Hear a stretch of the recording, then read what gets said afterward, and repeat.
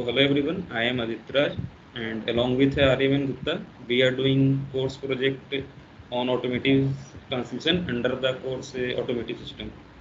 So now the content of this project is the introduction. Next we talk about history and the novel feature of automatic transmission, and we talk about the epicyclic gear train, then about fluid coupling, then we talk about torque converter, then in the last we will some references and we conclude about it. Next slide, Arvind. So coming to the introduction part. So first we talk about what is a transmission system. So basically, this is the mechanism that transmits the power developed by engine to the automobile to the engine of the driving wheel, which is called transmission system of powertrain. So it is composed of a clutch, then gearbox, then propeller shaft, then universal joints, then rear axle, then wheel, then it come to the tires. So why there is a need of a transmission? So the primary job of the transmission is to allow the engine to operate its narrow range of speed while providing a wide range of output speed. Without a transmission, cars could not be limited to one gear ratio. So such a such a transmission is needed. So there are two types of transmission. First one is automatic, and second one is the manual transmission. The main difference between them is that there is no clutch pedal in the automatic transmission, but there is a clutch pedal in the manual transmission. Also, there is a no gear shifting in automatic transmission. So coming to the next, why are the automatic transmission cars are more popular these days? So because it is more convenience, also clutch free shifting and easily drivability enables it more popular. So next slide, Arvind. So coming to the history, the earliest automobile offered by is offered only in manual transmission.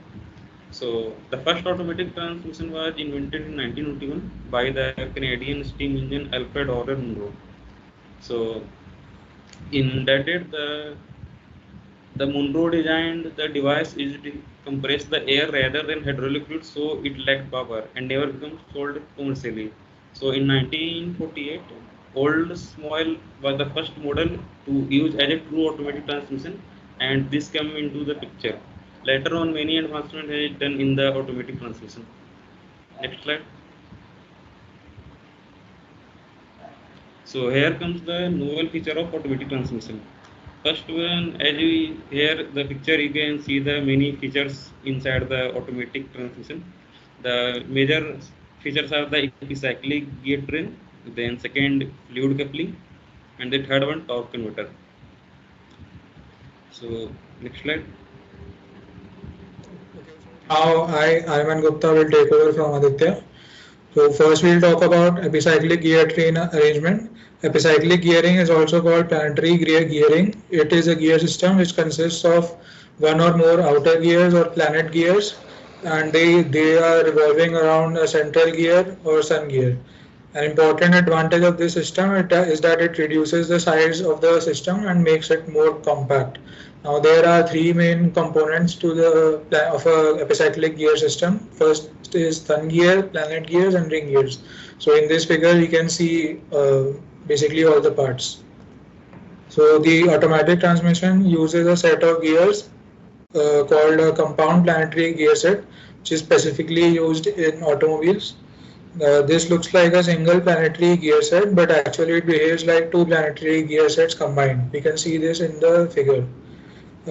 Now it has one ring gear that is always the output of the transmission, but it has two sun gears and two sets of planets or planetary gears.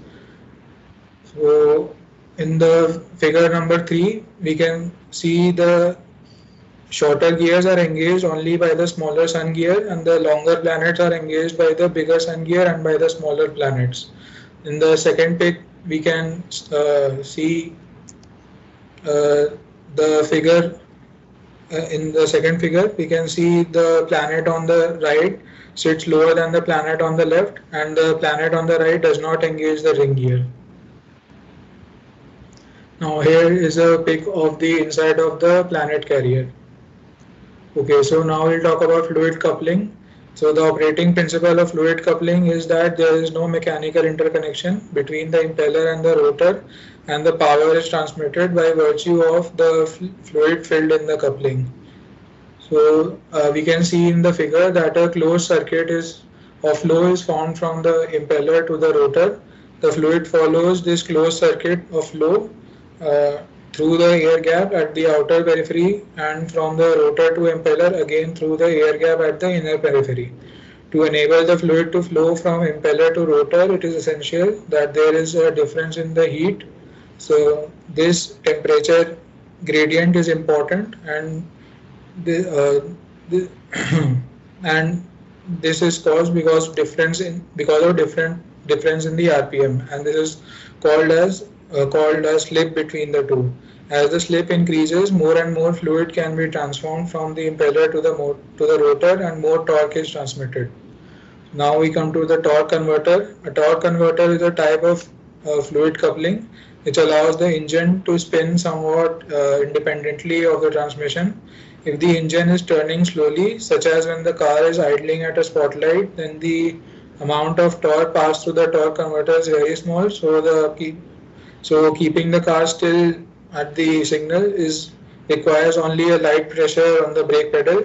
If one were to step on the gas pedal while the car is stalled, one would have to press harder on the brake to keep the car from moving. This is because when one steps on the gas, the engine speeds up and pumps more fluid into the torque converter, causing more torque to be transmitted to the wheels. Now, these are the components of a torque converter. They are pump, turbine, stator, and transmission fluid. The pump inside a torque converter is a type of centrifugal pump. As it spins, fluid is flung to the outside. Your slide is. Okay, sorry. The pump inside a torque converter is a type of centrifugal pump. As it spins, fluid is flung to the outside, much as the spin cycle of a washing machine flings water and clothes to the outside of the wash tub. As fluid is flung to the outside, a vacuum is created that draws more fluid in at the center. Now we'll talk about the turbine. The fluid then enters the blades of the turbine, which is connected to the transmission. The turbine causes the transmission to spin, which basically moves the car. Now we'll talk about the stator. So the fluid then exits the turbine at the center, moving in a different direction than when it started. If you look at the arrows in the figure, then you can see that the fluid exits the turbine, moving opposite the direction that the pump and engine are turning. If the fluid were allowed to hit the pump, it would slow the engine down, wasting power. This is why a torque converter has a stator. The stator resides at the very center of the torque converter. Its job is to redirect the fluid returning from the turbine before it hits the pump again. This dramatically increases the efficiency of the torque converter.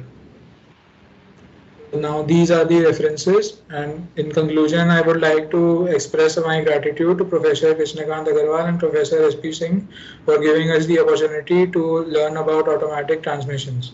Thank you. Thank you. Please stop the recording.